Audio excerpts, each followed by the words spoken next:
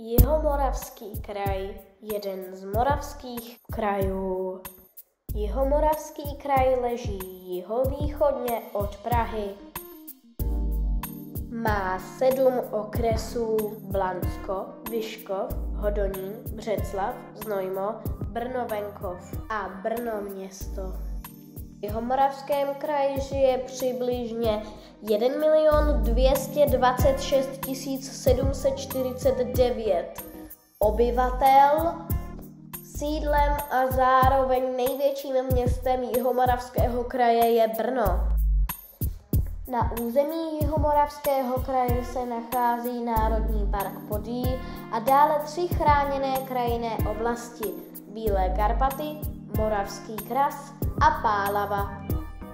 Už v prehistorické doby proslavili Jižní Moravu více než jiné části dnešního Česka.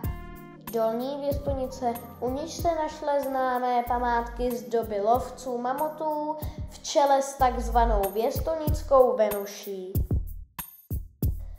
Jednou ze světově nejproslulejších událostí, které se na Jižní Moravě udály, je také bitva 3 císařů u Slavkova 2.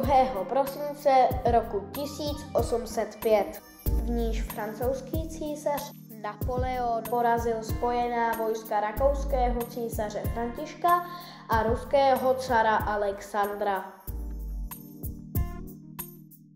Brno. Brno je počtem obyvatel i rozlohou 2. největší město v České republice, největší město na Moravě a bývalé hlavní město Moravy. Brno je centrum soudní moci České republiky. Stalo se totiž sídlem jak ústavního soudu, tak nejvyššího soudu, nejvyššího správního soudu i nejvyššího státního zastupitelství.